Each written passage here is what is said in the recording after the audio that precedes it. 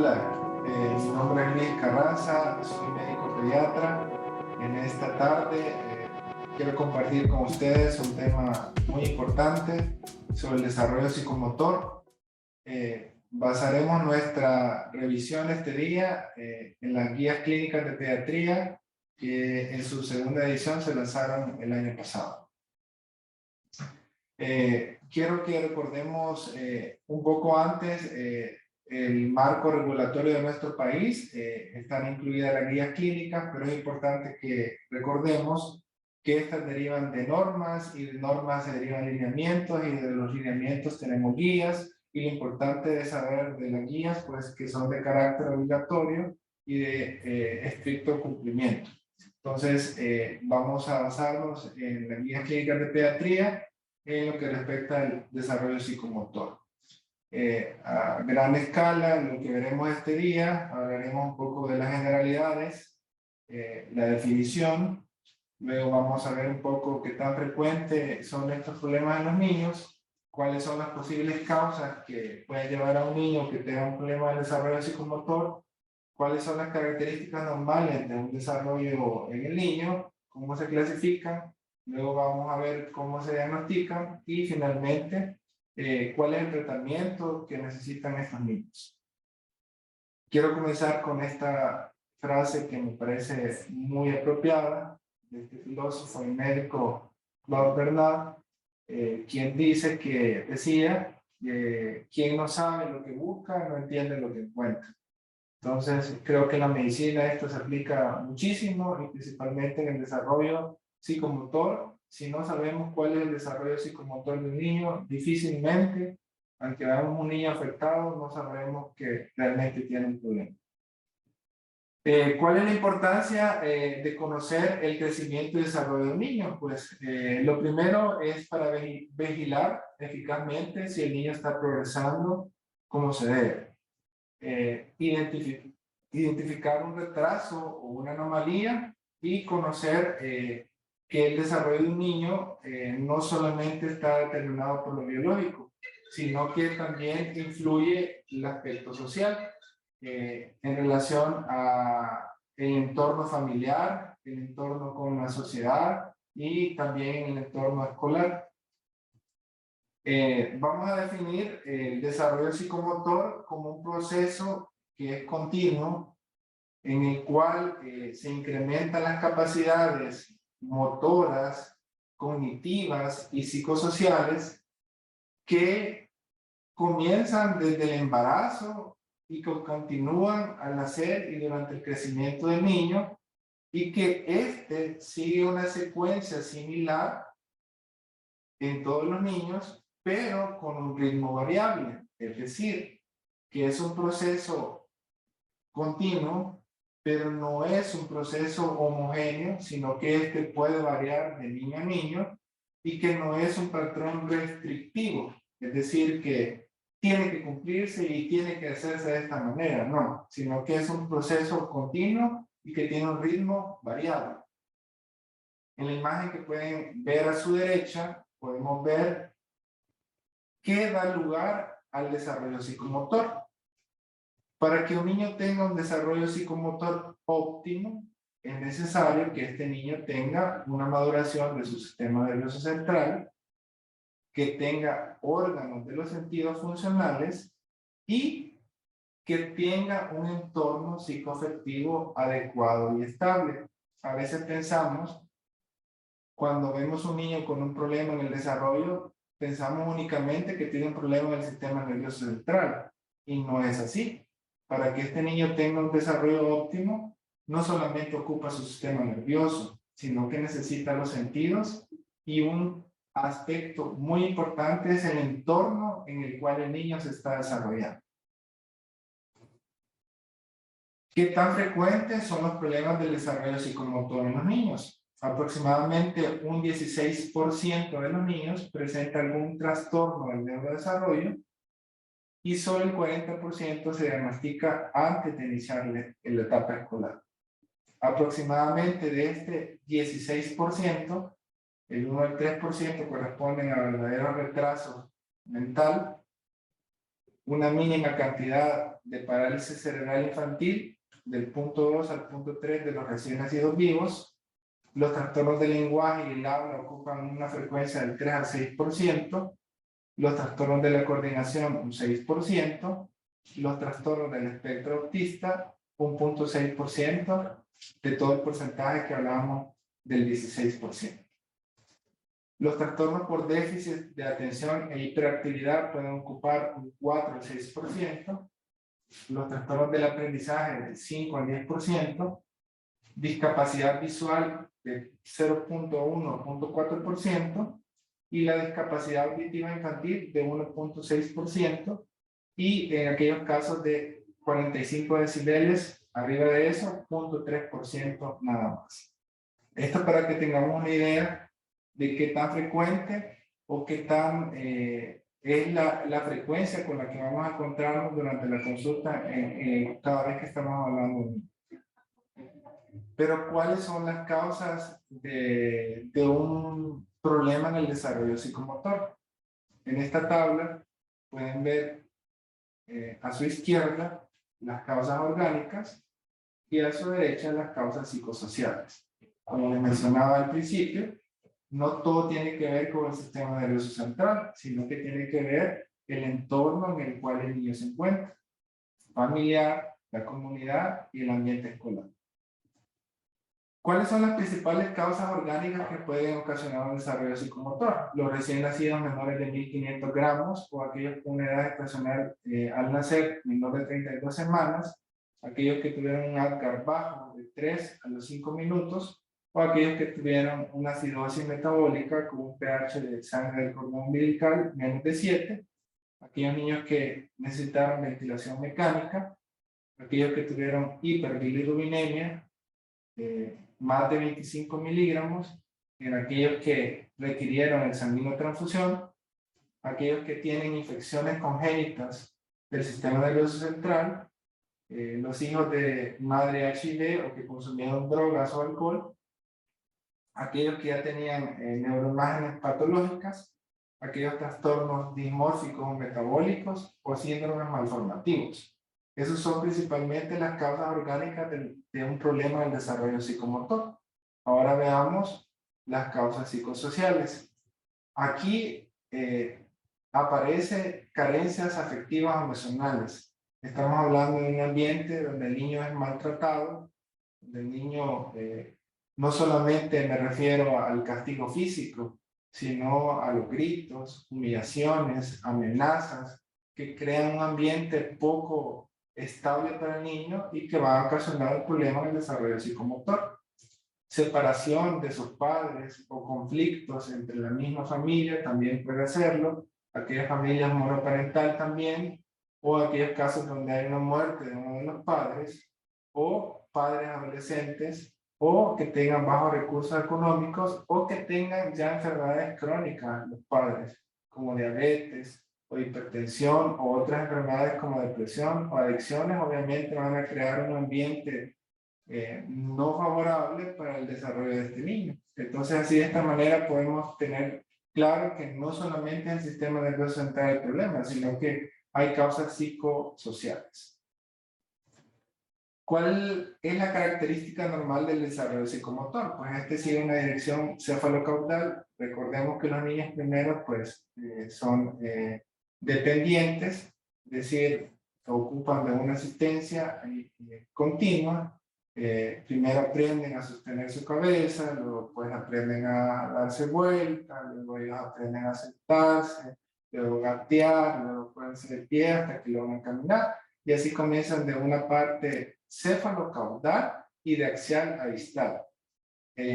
Comienzan de respuestas globales. Aquí podemos mencionar los reflejos primitivos que les permiten sobrevivir, como la búsqueda, la succión, el reflejo del moro, a actos precisos individuales, como aprender a usar la pinza, aprender a agarrar objetos con su mano, y estos reflejos pues, primitivos desaparecen para que haya una actividad voluntaria en el niño. El neurodesarrollo pues, es un proceso en el que el sistema nervioso central y el cerebro crece, madura y adquiere sus funciones, Y esto es importante que nosotros tengamos presente que inicia desde la gestación y que termina hasta la etapa adulta. Es decir, que desde el embarazo se debe comenzar a trabajar el desarrollo psicomotor. Es decir, que desde que ya se conoce que está embarazada, entonces es el momento oportuno para que nosotros podamos intervenir y trabajar y no solamente esperar hasta el momento que nace. Es decir, hasta que nazca, explicarle a los papás qué es lo que tienen que hacer. No, sino que deben de hacerlo desde que ya conocen que están embarazados. Estas son algunas de las etapas que sigue el neurodesarrollo. En la etapa anatómica, pues se forma la estructura básica, que es el cerebro. La etapa motora de 1 a 3 años, en la cual el niño se pone de pie, aprende a caminar, hace la pinza manual, aprende a hablar. En la etapa de lenguaje, donde el niño ya comienza a hablar y ya tiene un pensamiento más abstracto. Y en la etapa de la identidad de la persona, desde la adolescencia, que termina hasta alcanzar la edad de adulto. ¿Cómo hacemos el diagnóstico? Pues el diagnóstico nosotros lo vamos a poder realizar en cualquiera de los controles infantiles, dentro de las atenciones preventivas, y lo hacemos a través de algo que se conoce como escala simplificada del desarrollo de niños y niñas menores de 5 años, que estas pues están contempladas de los lineamientos para la atención integral de niñas y niños menores de 10 años. Esta es una hoja que tiene todo el expediente clínico, que tiene el expediente clínico de todas las atenciones de los niños. Es una hoja que más de alguna vez ya la conoce, la hemos visto. Siempre está anexa o es parte del expediente clínico, en la cual se llena como parte del lineamiento de todas las atenciones preventivas y en la cual nos permite a nosotros detectar algún problema de riesgo y nos permite clasificarlo y darle un tratamiento. Algo que es importante traer a mención es que el hipotiroidismo es una causa muy frecuente de problemas en el neurodesarrollo, y aparte que puede ser una causa frecuente, es una causa que se puede actuar. Es decir, entre más temprano se detecte un problema de hipotiroidismo congénito, el niño va a tener mayores probabilidades de recuperarse y por lo tanto va a tener un mejor neurodesarrollo. Por lo tanto, nosotros cada vez que atendemos un recién nacido, debemos de asegurarnos que este niño ya se le ha hecho su tamizaje neonatal, el cual así lo establece el lineamiento técnico para el tamizaje neonatal para el hipotiroidismo congénito. Algo muy importante es no olvidar preguntarle a los padres si ellos han observado algún problema en el niño. En algunos casos no se le da la importancia o el valor a lo que los padres les preocupa.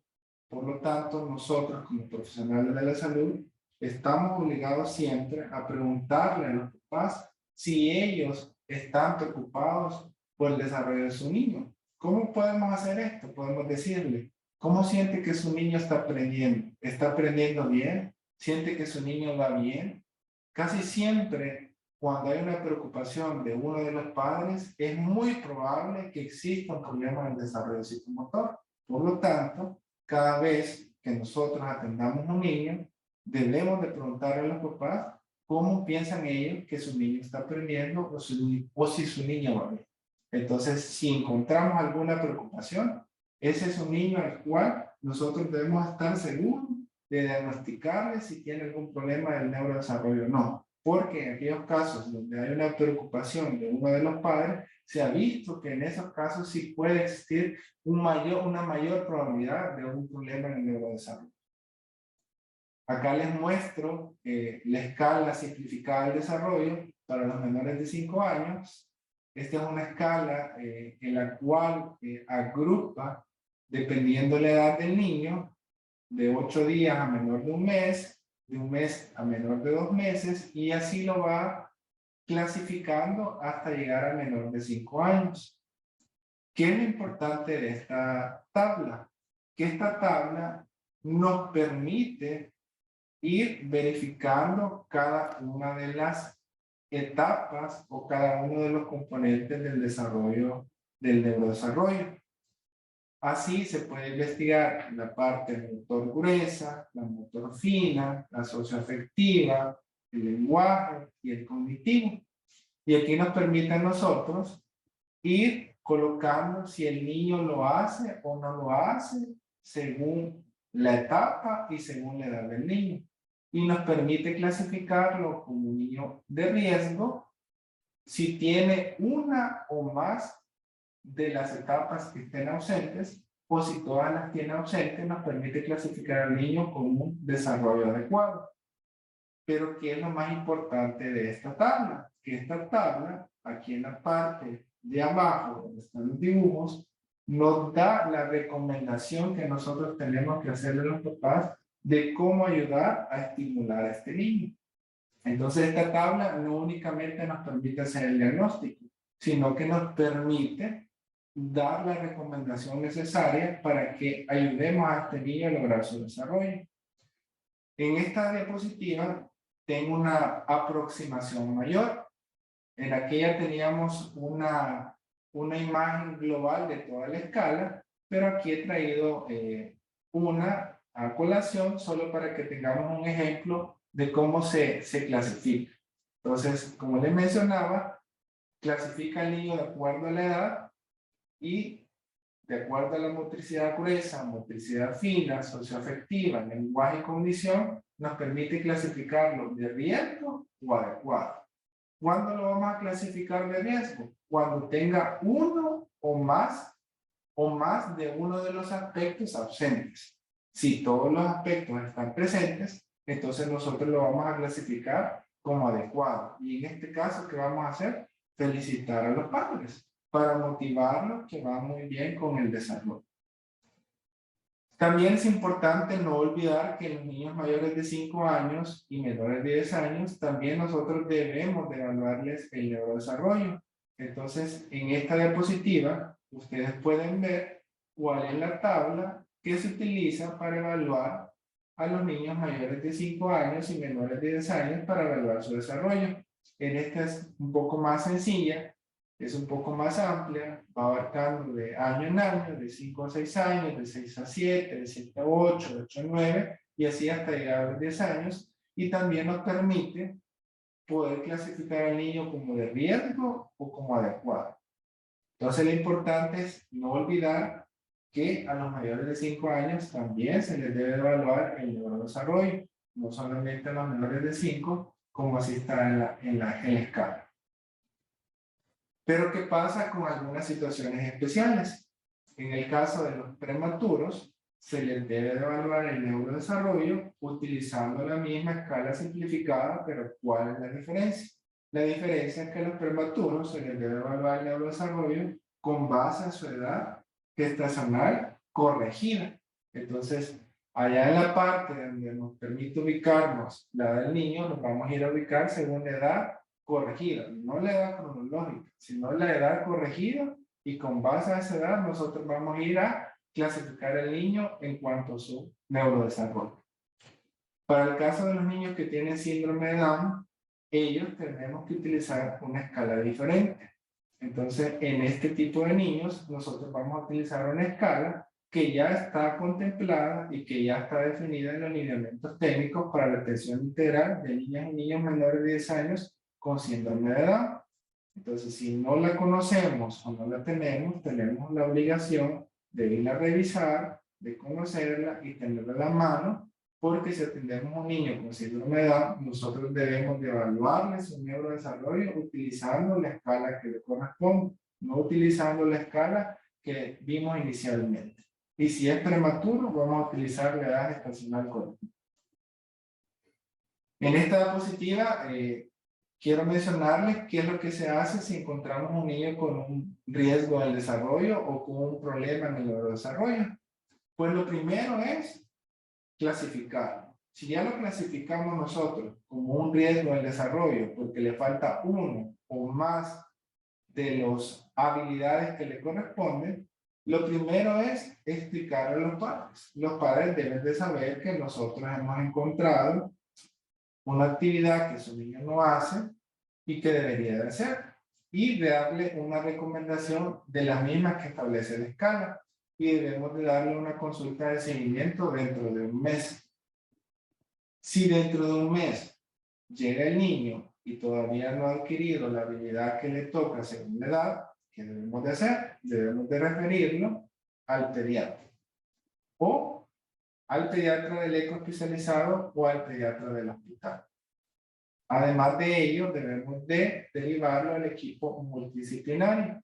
Aquí va incluido fisioterapeuta, nutrición y psicología. Y como les mencionaba antes, debemos de orientar y explicarle bien a los padres lo que hemos encontrado y lo que deben de hacer en casa. ¿Y qué pasa si el niño tiene todas las habilidades para la edad? Pues felicitar a los papás, decirles que su niño tiene un desarrollo infantil adecuado y motivarlo a que continúe igual y volverlo a clasificar en la otra evaluación. También no debemos de olvidar los antecedentes perinatales y familiares, ya que la historia clínica puede ser la principal herramienta para detectar o para saber si hay un problema en el neurodesarrollo. Y como les mencionaba, la observación y la escucha de los padres es bien importante. Si un papá o una mamá está preocupado de que tiene un problema en el desarrollo, debemos de ser mucho más acuiciosos con este niño e investigar si realmente tiene un problema o no. Aparte de la escala simplificada del desarrollo, existen otras escalas que se pueden utilizar para hacer diagnóstico del desarrollo psicomotor. Estas escalas no tenemos que conocerlas, ni tampoco tenemos que saberlas aplicar, porque estas las aplica el neurólogo pediatra. Pero las traje a mención para que las podamos conocer que existen y que estas escalas nos permiten a nosotros hacer un diagnóstico más exacto del desarrollo o de un problema del desarrollo psicomotor. Así está la escala de Brunet-Lenzini, de Bailey, de Bartlett, de McCarthy, son algunas, por ejemplo, que se pueden utilizar. También hay una que se utiliza, se llama Wechsler, que es para el desarrollo o para determinar la inteligencia del preescolar, que también es muy útil, pero como les menciono, traje a colación estas escalas solo con la intención de conocerlas, que existen para hacer el diagnóstico de desarrollo psicomotor, que son de aplicación por el neurólogo pediatra. En cuanto al diagnóstico diferencial, cuando nosotros encontremos un niño con un problema en el neurodesarrollo, nosotros debemos de considerar lo siguiente. Lo primero, que estemos ante una variante de la normalidad. ¿Qué quiere decir esto? Que puede hacer que este niño, en ese momento que nosotros no lo estamos evaluando, no tiene la habilidad que debería de tener según la escala, pero que el resto del examen del niño está normal. Entonces puede hacer que sea una variante de la normalidad, que este niño va a ser un poco más lento para adquirir esa habilidad y que luego la va a adquirir.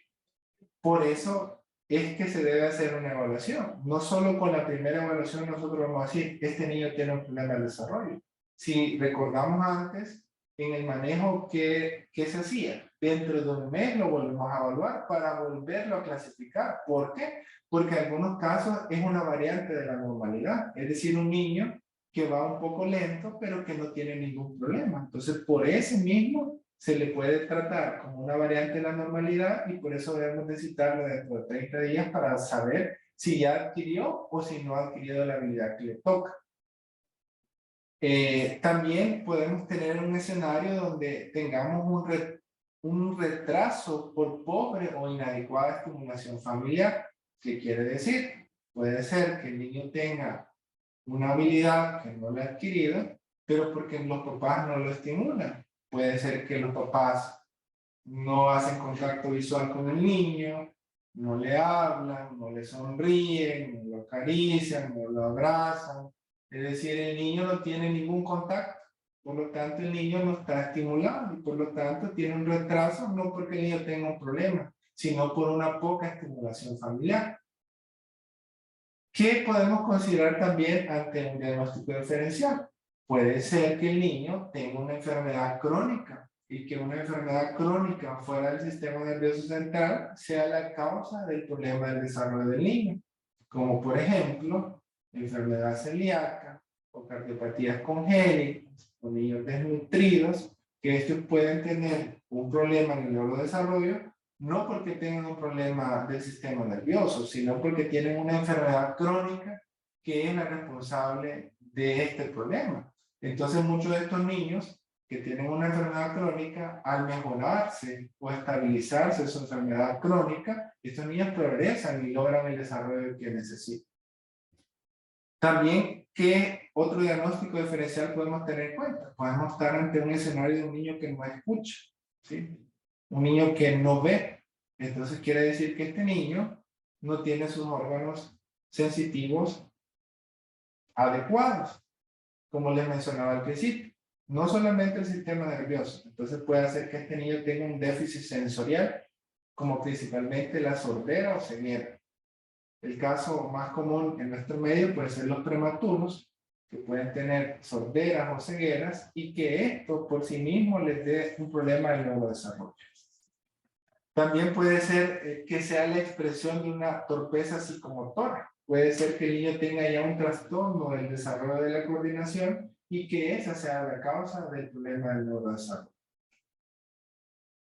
También podemos tener ya una manifestación de un trastorno motor, como la parálisis cerebral infantil. También podemos tener trastornos específicos del lenguaje.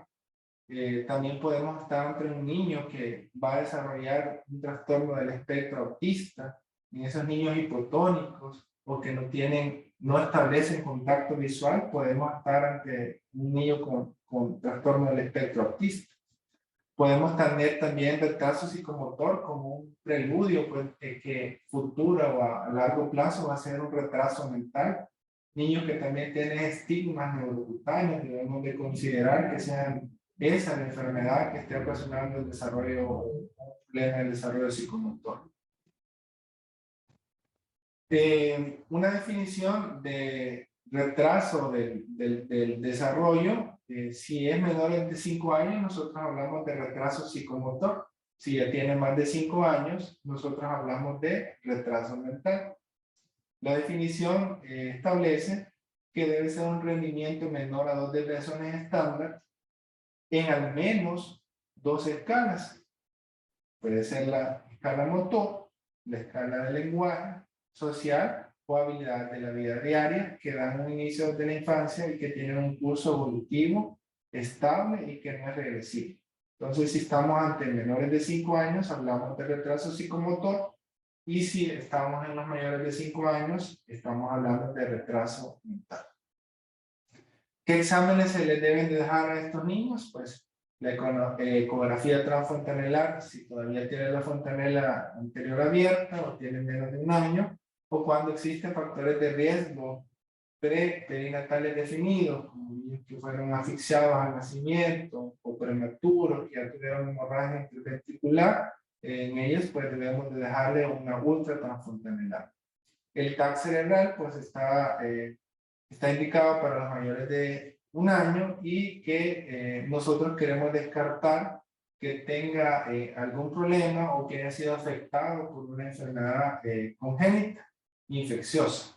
Y queremos descartar algunas clasificaciones, como en el caso de toxoplasma o citomegalovirus, entonces está indicado el TAC cerebral.